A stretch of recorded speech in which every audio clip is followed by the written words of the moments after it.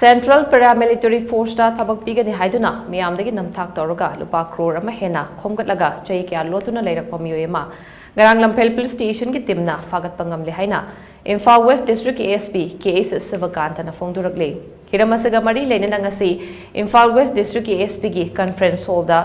paugi mifam ama pangthokre paugi mifam aduda Imphal West District ASP KS Sivakantana hai Phaare miyoi dudi pisumthong ningom leiraktagi Housing na porompa thawan thaba leirakta leiba changangbam manoranjan khuman chai humpugataruk ni miyosina kumja lising ani taraga humdoi dagina lising ani taraga taruk faubada SSB amadi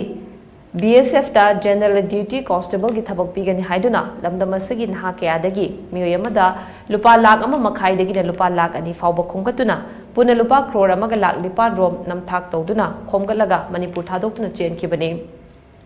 Hiramasi ki matang da kumja lising ani taraga tarukta police ta case ama lokhatuna mage khogul liba horakhibani mahak porompa thawan thaba lekai de leiri haiba kagnaba paw ma phangbadagi Lampel police ki team amana mahak ngarang nubidang pung tare rom tabada fagathibani miyose asang silchar police station da su Meeyam Dagi Sel Khomgatpaga mari leinana thasigi tareta FIR ama lokhatuna mahak fanana batanari ba misak ama suni hairi Asiguma namtha ki lang asidagi Meeyam na lapna leinana bohona biyo haina Imphal West District Police ki ASP KSS Sivakantana makhata ke Accused person manoranjan si masamak si koi matamamada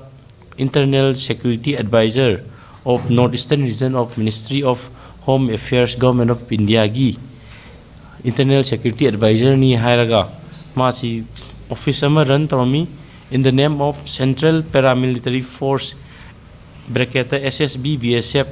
Battalion Sub Appointment Committee Haiduna Langol Housing Complex near Maitai Mandop sida magi sumaina Sub Appointment Committee recruitment gi atum Sub Appointment Committee ama masi dumaina run tawraga masi lerami state asigi naharun naha kaya dagi thaba phangdaba naha kaya dagi thaba hapigani haibigi Kogi SSB natraga BSF ta koi General Duty Constable la thaba hapigani haibagi mahak si kogi yamna paisa khongkot kiba athumba misakamani sigi leiba praja sing naha sing da ahalaman kudingmak ta appeal tawjining basi sigumba miyoi kaya kogi thaba hapigani khotpigani haidana paisa lokthoka chen kiba khot kiba or mat natragana loan pibigani paisa piro haibugum criminal minded oiba miyoi sing sidagi moigi hai moina tawriba lalong aduda thubiganu aduga ikoi isana wana tanjariba hard earned money isagi saving dagi thabak subdagi tanjariba mayam sing si lemna sigumba criminal sing sina yam line up khonginu haina koi appeal praja appeal tawjari